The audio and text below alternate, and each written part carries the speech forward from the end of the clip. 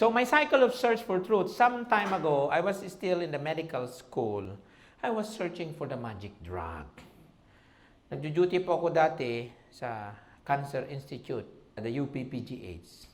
I see a lot of cancer patients. Sabi ko, ano ba talaga kuya? Ano ba talagang magic gamot? Na ang dami ko naman nasubukan. And with all the medicines I have tried, some survived, some did not. So I was looking for that magic drug na pag tinusok ko sa'yo, buhay ka. Wala man. So I got frustrated. Sabi ko, baka maybe it is a magic treatment machine.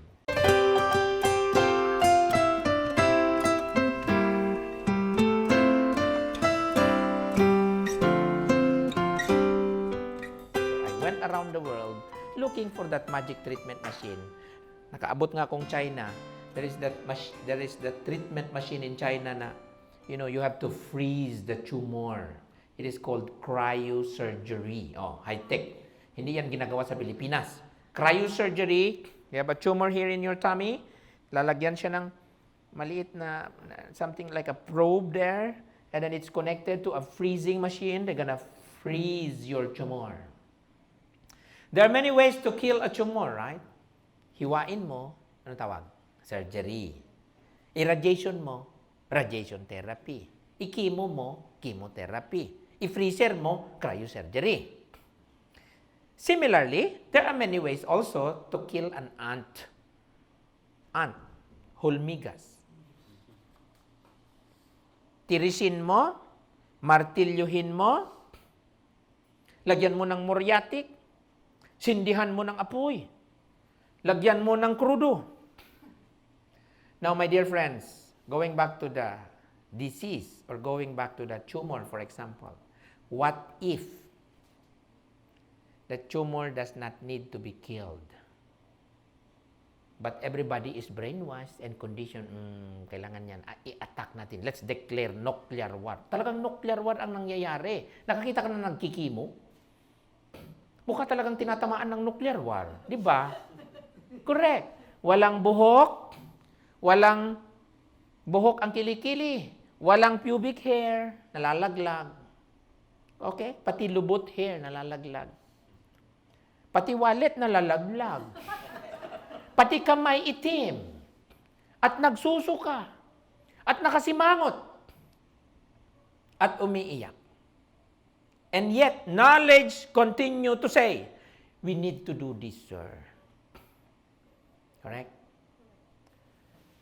One of my turning point in my life, I still remember that incident, is when I went to a hospital. I was no longer hospital-based before. I was already community-based. I went to hospital because may isang makulit na pasyente na, Doc, sige na please, come and see my son. I have a 5-year-old son. Sabi ko, hindi naman po ako hospital-based kasi wala rin ako magawa dyan, ma'am, pag pupunta ako. And then, nangulit man. So, okay, I'll come. And then I went there to a big hospital. Pagpasok ko, it was already around 6 o'clock in the evening after my office work. Pagpasok ko, naku, kalumos-lumos ang makita mo. There's this 5-year-old boy, no hair, meron pa naiwan konti.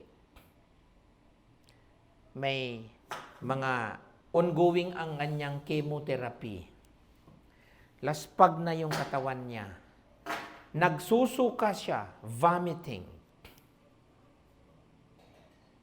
And then when I opened the door, I heard him shouting, I don't like monsters anymore.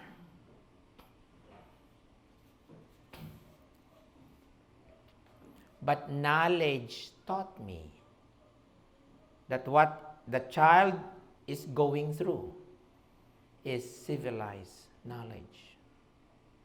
And yet the wisdom of that little boy is saying, no, no, no. But nobody wants to listen. Because knowledge has become very arrogant and it has become very established. Correct? And then, I had a conversation with the relatives, including that little boy, but she's mad. He is mad. He's fuming mad. He's crying. He's shouting.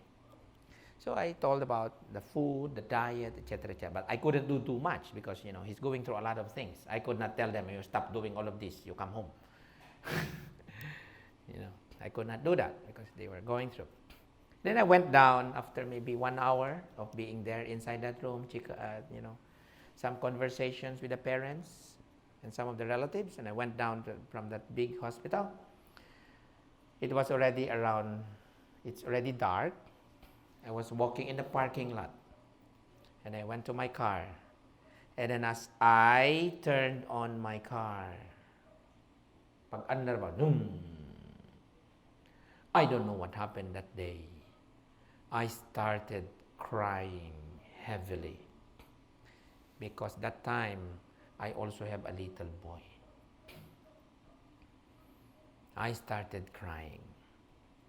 And then I asked myself, yung nakita ko ba doon sa 3rd floor, yan ba ang tinatawag nating civilization? But we are told to do that. We are trained to do that. Correct? And yet, the wisdom of that 5-year-old little boy is shouting, no, no, no. But nobody is listening.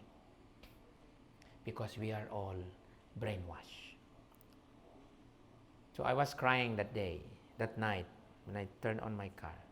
And I couldn't leave the parking lot because I was crying. And I was crying. Naging cloudy man yung ano ko, so hindi ako makadrive. Sabi ko, tapusin ko muna ito. When you cry, it is detoxification. Diba? After you cry, you feel good. You feel better. But the genius, the wisdom there is we open our hearts to change. It is difficult to change. Am I right? But a disease is an invitation to transform and to change. True. Halimbawa, grabe na yung allergy mo sa katawan mo. It is an invitation, it is a message of your body, an intuitive wisdom that your body is telling you change your food.